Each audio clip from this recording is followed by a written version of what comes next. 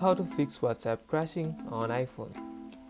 Is WhatsApp crashing every time you open it on iPhone? Try these fixes to get it working again. Let's get started. First, swipe up to close WhatsApp immediately, then relaunch it. Go to App Store and update to the latest version of WhatsApp.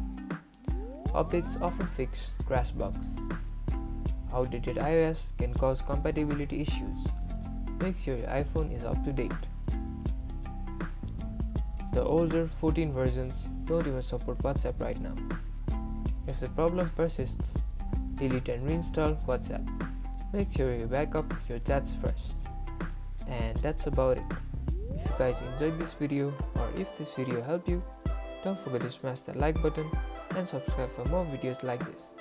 Thank you guys for watching and see you guys in the next tutorial.